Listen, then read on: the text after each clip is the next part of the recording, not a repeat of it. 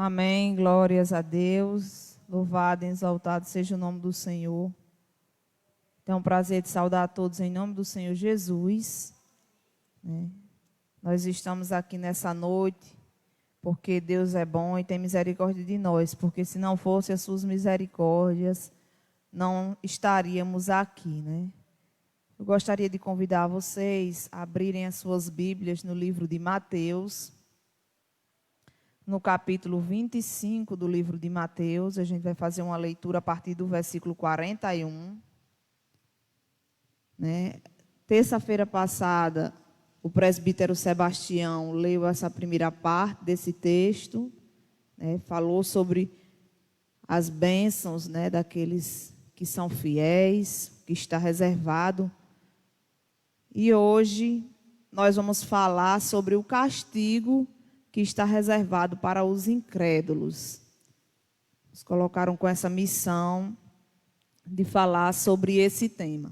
Então vamos ler Mateus 25, a partir do 41, que diz assim: Então o rei dirá também aos que estiverem à sua esquerda: Apartai-vos de mim, malditos, para o fogo eterno, preparado para o diabo e os seus anjos. Porque tive fome e não me deste de comer, tive sede e não me deste de beber. Sendo forasteiro, não me hospedaste. Estando nu, não me vestistes. E achando-me enfermo e preso, não fostes me ver. E eles lhe perguntarão: Senhor, quando foi que te vimos com fome, com sede, forasteiro, nu, enfermo ou preso, e não te assistimos? Então lhes responderá: Em verdade vos digo que sempre que o deixaste de fazer a um destes mais pequenininhos, a mim deixaste de fazer. Irão estes para o castigo eterno, porém os justos para a vida eterna. Vamos pedir a direção de Deus sobre esta palavra. Pai maravilhoso, Deus de toda a glória, o Senhor tudo podes. Nós não somos nada, não temos condições de falar algo, meu Pai querido, que alimente. Não temos condições de dizer nada que fortaleça, se o Teu Espírito Santo não nos orientar. Então pedimos nesse momento, pela Tua misericórdia, que o Teu Espírito Santo conduza essa ministração, que tudo que vai ser dito seja direcionado, meu Pai, àquela necessidade dos que estão ouvindo, porque o Senhor sabe o que cada um necessita ouvir nesta noite. Que nos sirva de advertência, Senhor, para que nós possamos pedir misericórdia a Ti e endireitar aquilo que precisa ser endireitado em nossas vidas, meu Deus. Em nome de Jesus, toma a direção, toma a frente, porque o Senhor é o meu Senhor e é quem manda na minha vida. E eu sou apenas um vaso de barro, meu Pai, mas a excelência é Tua, Pai. Nada tenho, mas o Senhor é o meu Deus que pode todas as coisas, e eu entrego a minha vida em Tuas mãos nesse momento. Amém, Jesus. Meus irmãos, o texto deixa bem claro qual é o castigo que está reservado para os incrédulos, o escritor, ele não usa meias palavras, ele é bem claro na descrição, na determinação sobre o castigo que está reservado para os incrédulos. Mas eu gostaria primeiro de começar meditando no versículo 41, no final do versículo 41, o escritor no livro de Mateus, ele vai dizer assim, que o inferno, o fogo eterno, foi preparado para o diabo e os seus anjos. Mas ele não quer ir só para lá. O certo é que Deus não quer que ninguém se perca, mas que todos cheguem ao conhecimento da verdade E por isso, ele nesses últimos tempos tem aberto todas as portas possíveis para que as pessoas escutem a palavra, para que as pessoas saibam e tenham a oportunidade de se converter dos seus maus caminhos. Porque ele não preparou para o homem o fogo eterno. Ele preparou para o inimigo das nossas almas. Mas ele não quer ir para lá sozinho. E aí, infelizmente, aqueles que se associam a ele, ou que decidem manter o seu coração distante de Deus, na incredulidade, vai compartilhar desse mesmo castigo que estava reservado para ele. Né? Mas vamos meditar. O que é ser incrédulo? Né? O que é ser incrédulo? Incrédulo é aquele que não tem fé em Deus, porque nós estamos especificamente falando sobre a incredulidade com relação à palavra de Deus, né? Duvida da palavra, né? Duvida da existência de Deus, duvida do poder de Deus, né? A Bíblia vai chamar incrédulo também de ímpio.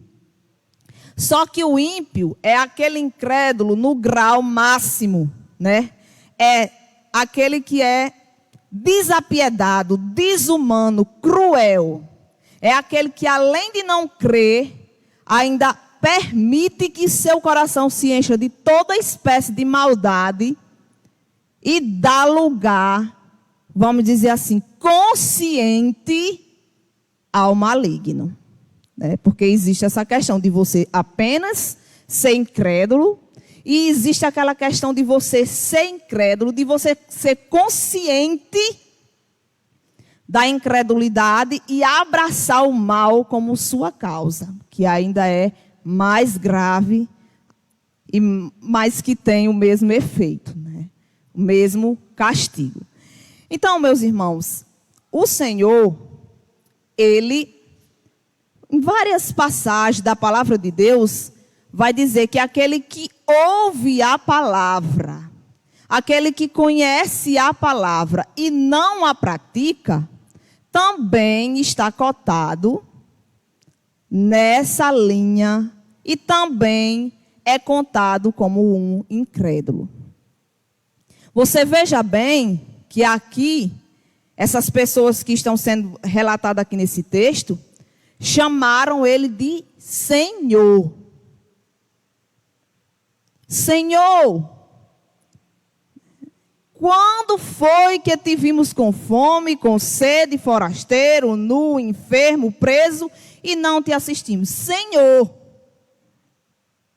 Aí a gente lembra daquela passagem que diz: nem todo que diz Senhor, Senhor entrará no reino dos céus. Porque dizer é a coisa mais fácil do mundo, agora fazer é outros 100. Então, aqueles que conhecem a palavra, que estão dentro das igrejas, tem um grande número deles, mas que não pratica, também está cotado nesse mesmo grupo que vai ouvir de Deus essa afirmação: afastai-vos de mim para o fogo eterno, preparado para vocês? Não. Preparado para o diabo e os seus anjos. Mas, infelizmente, quem abraça a incredulidade, quem decide não acreditar em Deus ou fingir que acredita, mas não colocar na sua prática diária a palavra de Deus, será cotado nesse grupo que receberá esse castigo. Né? Jesus, ele adverte a Tomé. Tem muita gente que critica Tomé, mas ele se referiu a Tomé, mas os outros discípulos tiveram a mesma atitude que Tomé. Agora ele se referiu a Tomé por causa de que ele foi o que demonstrou, foi o que falou, né? E aí ele vai dizer, lá em João 20, 27, parte B, ele vai chegar naquele momento para Tomé e vai dizer: não seja incrédulo, seja crente. Quando Jesus diz isso, a gente percebe assim que Acreditar é uma decisão pessoal, individual. Ninguém pode decidir por você. Você que tem que decidir se você vai ser um crente, no sentido de crer, de obedecer, de viver, ou se você vai viver de fachada, fingir que é uma coisa que você não é. Ou se você vai declaradamente para longe de Deus. É uma decisão, porque Jesus ele é categórico. Ele olha para Tomé e diz: não seja incrédulo, seja crente. Então é uma decisão, né?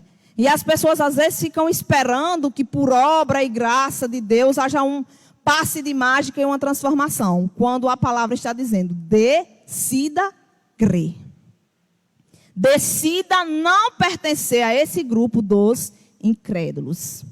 Com as suas atitudes diárias, você demonstre a sua fé, você viva a palavra, você seja crente. Aleluia, louvado seja o nome do Senhor. Lá em Hebreus tem outra advertência que nos pertence, que nós devemos nos fortalecer nessa advertência, que diz assim, Hebreus capítulo 11, versículo 6. De fato, sem fé é impossível agradar a Deus. Porque é necessário que aquele que se aproxima de Deus creia que Ele existe e que se torna galardoador dos que o buscam. Então, eu preciso exercitar a minha fé. E se ela não é uma fé operante, eu preciso pedir a Deus que me ajude. Porque sem essa fé operante, é impossível agradar o meu Deus. E se eu quero ser cotado junto com os justos naquele dia, e não junto com os incrédulos, eu tenho que estar nesse sentido, de ser consciente. E aí muitos se enganam esperando só o dia em que vão ser analisados. Não, nós devemos nos analisar, nós devemos nos avaliar, nós devemos olhar para dentro de nós e pedir graça a Deus para enxergar nossos defeitos, nossas fragilidades e colocar esses defeitos e essas fragilidades diante de Deus. Inclusive a falta de fé. Inclusive a fé inoperante. Porque sem fé, como diz lá em Hebreus, é impossível agradar a Deus. E aí, existem dois grupos de pessoas, né, que têm maneiras de crer diferente. E às vezes a gente pode até pensar que uma desses que pertence a esses grupos não crê da forma correta, mas é por causa da questão da personalidade, né? Nós temos os otimistas e nós temos os pessimistas, né? Mas esses dois tipos de pessoas podem ser crente e estar cotado nesse grupo que vai ser classificado como justo. E os dois também, o otimista e o pessimista, podem pertencer ao grupo que o Senhor vai dizer: afastai-vos de mim para o fogo eterno. Mas o que é que eu quero analisar com os irmãos? O otimista, ele é mais favorável à fé. O otimista é aquele que sempre acha que as coisas vão dar certo. É aquele que sempre tem esperança de vencer. É aquele que sempre, por mais que os problemas sejam difíceis, ele fica dizendo: não, mas vai dar certo. Não, vai dar certo, né? Meu sogro, ele é muito otimista. Seja lá em que situação esteja, ele vai sempre dizer: não se preocupe, vai dar certo. Vai dar certo. As pessoas às vezes até riem, colocam isso como uma máxima já dele, né? Porque ele é a frase preferida dele: não, vai dar certo, não se preocupe que vai dar certo. As pessoas otimistas, elas têm um coração mais propenso à fé. Mas do mesmo jeito que elas têm um coração mais propenso à fé, elas podem se apegar a rituais, elas podem se apegar ao misticismo, elas podem misturar aquilo que é fé com, vamos dizer assim, coisas que parecem. Porque o otimista, ele tem facilidade de crer, mas crer em tudo, né? Você veja que tem pessoas que acham que um pé de coelho pode dar sorte. Um trevo de 4 folhas pode dar sorte. É ser muito otimista. Porque se o pé de coelho não deu sorte ao pobre do coelho, que arrancaram o pé dele, imagine a quem está usando o pé de coelho, né? Mas o otimista, ele é aquela pessoa que tem a facilidade, o coração dele está propenso à fé. Mas ele pode tanto pender para a fé correta, como misturar com outras coisas a sua fé. Outras coisas que não agradam a Deus e outras coisas que vão afastar ele de Deus. Mas o certo é que o coração do otimista, ele é mais, vamos dizer assim, aberto à presença da fé. Aquela fé operante, aquela fé que se demonstra nas atitudes, que se demonstra nas ações. Você vê, em 2 Reis tem um exemplo disso, né? Que é lá naquela mulher, a sunamita. O filho dela estava morto, ela vai até o profeta, e o profeta manda o seu servo perguntar a ela se está tudo bem, e ela diz, está tudo bem. Com certeza, aquela mulher era uma mulher otimista, porque ela estava com a esperança, aí a sua fé em ação, de que o profeta ia ajudar a resolver o seu problema. Por isso que ela não estava cabisbaixa, ela não estava desesperada, arrancando os cabelos. Não, vai tudo bem, eu quero falar com o profeta. Vamos. E aí, a questão do otimista também aparece na Bíblia. Abraão, quando ia subindo o Moriá, né, para sacrificar o seu filho. Aí o menino disse, papai, tem a lenha, tem um fogo, mas e o cordeiro para o sacrifício? Deus proverá. Deus proverá. Então, o otimista, ele tem um coração propenso à fé. Mas ele também tem que ter cuidado para não deixar se misturar. Para não pensar que rituais, para não pensar que coisas estranhas podem ajudar, dar sorte, dar azar, ou contribuir para o aumento ou para a diminuição da fé. Porque a fé genuína, a fé que nos afasta dessa incredulidade, que vai receber o castigo eterno, é a fé em Deus e na sua palavra. Tudo que passar da palavra de Deus, tudo que toldar a palavra de Deus, tudo que for acrescentado à palavra de Deus, é diabo. E deve ser refutado por você. Bota o copo d'água em cima da televisão.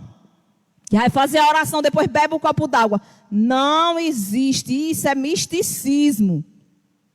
Sua fé tem que estar baseada na palavra de Deus, tem que estar baseada naquilo que ensina a palavra de Deus, e nunca se deixe levar por esse tipo de misticismo. Por mais otimista que você seja, você se prenda à palavra, você se volte para a palavra e nunca deixe que a sua fé se misture com isso, porque senão você vai estar cotado no grupo daqueles incrédulos que vão ouvir do Senhor, afastai-vos de mim.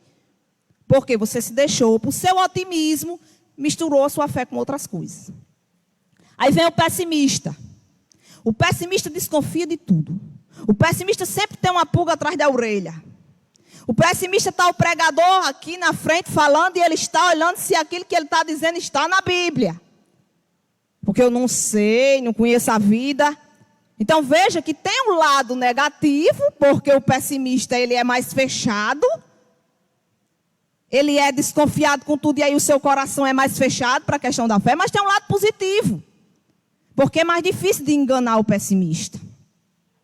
É mais difícil de toldar a fé dele. Por quê? Porque ele está sempre com o pé atrás, está sempre analisando. Paulo vai dizer, né, lá em 1 Tessalonicenses, capítulo 5, versículo 21 e 22, ele vai dizer, julgai todas as coisas, retende o que é bom e abstende-se de toda forma de mal. Então, geralmente, o pessimista que é crente, ele vai levar isso aqui ao pé da letra. E o otimista deve levar também, né? Porque é uma coisa que a palavra de Deus está nos dizendo que é para a gente fazer. Você analisar, você julgar e daquilo que você está vendo, você reter o que é bom. Tem uma aparência de coisa mal, tem uma aparência de coisa que não agrada a Deus, você se afasta daquilo. Mas eu estou dizendo porque às vezes a gente olha para o pessimista e a gente acha que ele é incrédulo. Meu Deus, ô pessoa incrédula. Não, essa pessoa só acha que as coisas não vão dar certo, mas é porque é da personalidade dele. Mas às vezes no fundo do coração dele, ele crê que Deus vai agir. Mas a maneira dele se expressar, a sua personalidade, a sua ação, aparenta a incredulidade. E a gente às vezes quer julgá-lo como incrédulo, mas a gente não deve julgar ninguém. Né? Porque às vezes, essa pessoa que está dessa forma, é porque ele está ali examinando cuidadosamente, né? Está com o pé atrás, vendo a situação, analisando para poder se posicionar. Então, nos dois casos, o pessimista e o otimista têm que pedir graça a Deus para abrigar dentro do seu coração a fé genuína. Para não estar por debaixo desse pessimismo, nem por debaixo desse otimismo, uma fé misturada, uma fé mesclada, uma fé que não esteja fundamentada em Deus, e aí quando for no dia do julgamento vai ser cotado junto com os incrédulos. Mas Senhor não, afasta-se de mim. Afaste-se de mim. Nós não queremos isso, então nós temos que pedir graça a Deus para que o nosso peito, para que o nosso coração abrigue a fé genuína. E aí, eu me lembrei quando eu estava fazendo esse esboço aqui, de uma história que tem lá em Marcos, no capítulo 9 do livro de Marcos, tem uma história de um pai que levou o seu filho endemoniado para os discípulos de Jesus expulsarem o demônio, e os discípulos não conseguiram expulsar o demônio da criança, né? E aí, uma passagem que tem a ver com isso que nós estamos falando, está lá no versículo, a partir do versículo 21 do capítulo 9 de Marcos. Perguntou Jesus ao pai do menino: há quanto tempo isto sucede? Desde a infância, respondeu. E muitas vezes o tem lançado no fogo, na água, para o matar. Mas se tu podes alguma coisa, tem compaixão de nós e ajuda-nos. O pai do menino dizendo. Aí Jesus vai dizer, no versículo 23, se podes. Porque ele disse assim para Jesus, se você pode. Isso não é a atitude de uma pessoa, aparentemente, que tem a fé. É a atitude daquela pessoa que está com o pé atrás. Levei para os discípulos, que seguem a ele, que servem a ele. Eles oraram e não conseguiram expulsar. Então, se tu podes, faz alguma coisa. E Jesus olha para ele e diz, se podes, tudo é possível ao que crê.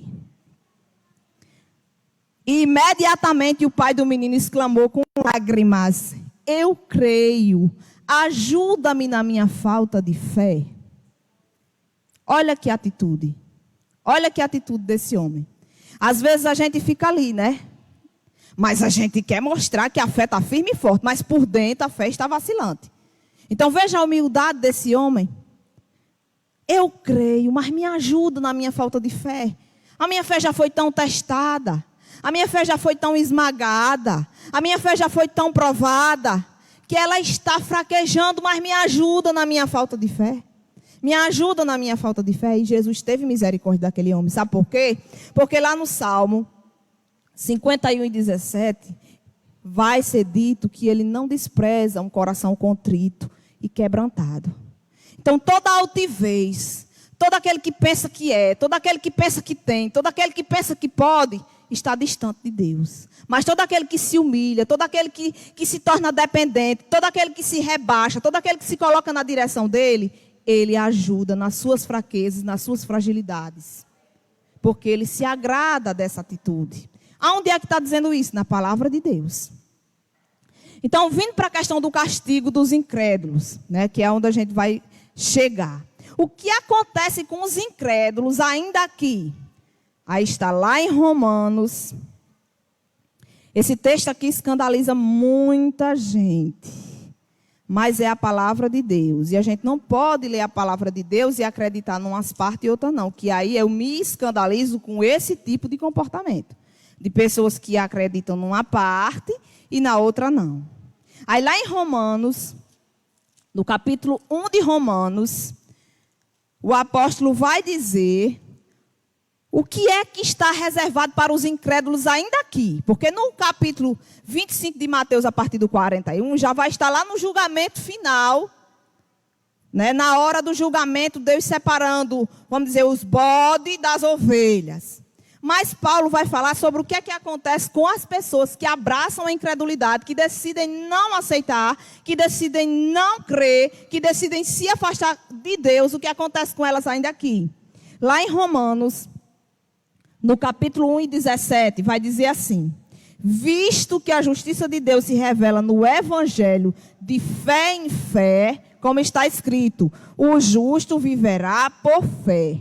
A ira de Deus se revela do céu contra toda a impiedade e perversão dos homens que detêm a verdade pela injustiça, porquanto o que de Deus se pode conhecer e é manifesto entre eles, porque Deus lhe manifestou. Então eles não estão inocentes, eles sabem, mas eles não querem aceitar a verdade.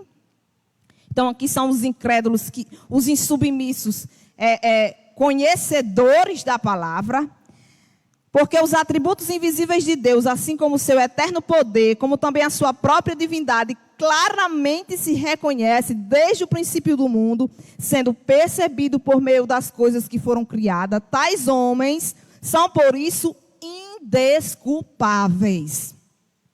Portanto, tendo conhecimento de Deus, não glorificaram como Deus, nem lhe deram graças, antes se tornaram nulos em seus próprios raciocínios, obscurecendo-lhe o coração insensato.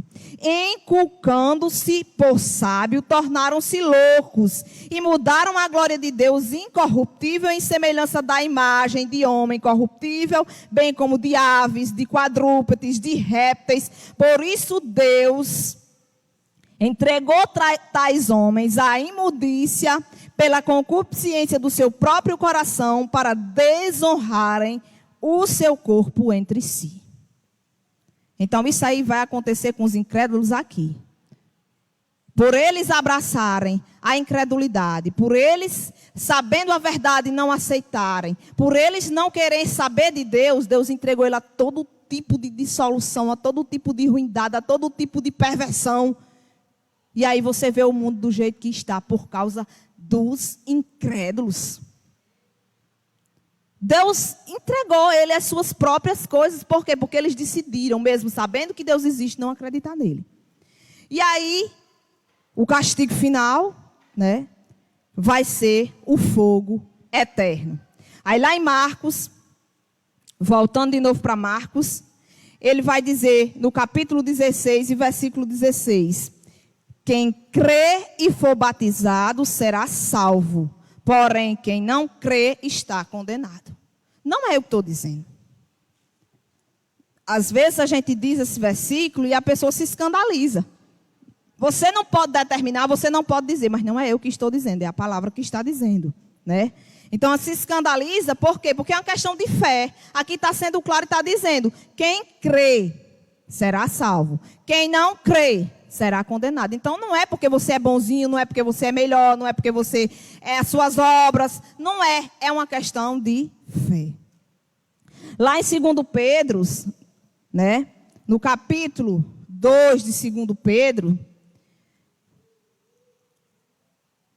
vai dizer assim, 2 Pedro, capítulo 2, versículo 9.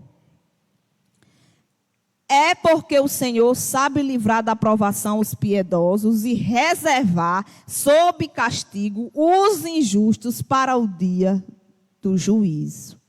Porque às vezes a gente olha, né, e a gente vê a pessoa infiel, a pessoa injusta, a pessoa incrédula, e diz, mas será que Deus não está vendo? Quer dizer, alguém pode chegar e dizer, será que Deus não está vendo? Por que que não castiga? Por que que não entra com providência? Por que que não tira do meio? Porque vai ter um dia para que esses recebam o devido castigo. É necessário que eles decidam fazer o errado e que Deus deixe eles fazer, porque Deus não quer robôs. Ele deu livre-arbítrio ao homem. E o homem não pode jogar na face de Deus tudo que está acontecendo errado no mundo, porque tem a ver com as decisões que ele mesmo tem tomado. Que ele mesmo tem escolhido fazer na sua vida. Então lança, não é culpa de Deus, não é culpa de Deus. Mas Deus reservou um dia onde os incrédulos, aqueles que abraçarem a incredulidade, aqueles que decidirem estar distante de Deus, vão receber o devido castigo. Lá no texto que a gente leu de Mateus, no capítulo 25 de Mateus, vai estar bem claro no versículo 41 de Mateus 25, vai dizer: o rei dirá: apartai-vos de mim, maldito, para o fogo eterno preparado para o diabo e os seus anjos. E no versículo 46, e estes para o castigo eterno. Então aqui está dizendo o que é que cada ímpio, incrédulo, vai receber por sua impiedade e por sua incredulidade. Então nós que estamos tentando chegar no céu, a gente não deve olhar para essas pessoas e nem deixar a nossa visão ser toldada pelo que elas fazem, impunemente. Porque essa impunidade é apenas por um curto período. Porque vai chegar o dia. Aleluia, louvado seja o nome do Senhor. E aí eu quero encerrar com o texto de Malaquias. Esse texto muito me alegra. Esse texto muito me refrigera a minha alma. Porque todas as lutas, porque todos os embates, porque o preço que nós pagamos para ser fiéis, para manter a nossa fé, para servir a Jesus, um dia vai ser recompensado com a eternidade ao lado do nosso Deus. E aí naquele dia que o Senhor reservou, naquele dia que Ele separou, se verá a diferença entre o que serve e o que não serve, entre o justo e o injusto. E aí valerá a pena tudo que nós vivemos, tudo que nós passamos, porque naquele dia todo olho verá, todo joelho se dobrará. Lá em Malaquias, capítulo 3, do versículo 13 até o 18, os irmãos podem ler em suas casas para meditar. Mas eu vou ler o versículo, iniciar aqui no versículo 15, em que ele vai dizer assim: ora, pois, nós reportamos por felizes os soberbos, também os que cometem impiedade e prosperam. Sim, eles tentam ao Senhor e escapam. Tem muita gente que pensa assim. Então, os que temiam ao Senhor falavam uns aos outros. O Senhor atentava e ouvia. Havia um memorial escrito diante dele para os que temem ao Senhor e para os que lembram do seu nome. Eis que eles serão para mim um particular tesouro. Naquele dia que eu preparei, diz o Senhor dos Exércitos, poupá-lo-ei como um homem que poupa o seu filho que o serve. Então vereis outra vez a diferença entre o justo e o perverso, entre o que serve a Deus e o que não serve. É naquele dia. Mas desde já, nós já sabemos, porque a palavra nos revela qual é o castigo para aqueles que são incrédulos. E nós devemos pedir a Deus para afastar do nosso coração e da nossa vida todo e qualquer tipo de coisa que nos afaste dele, que venha trazer incredulidade ao nosso coração. Eu agradeço a oportunidade em nome de Jesus. Amém.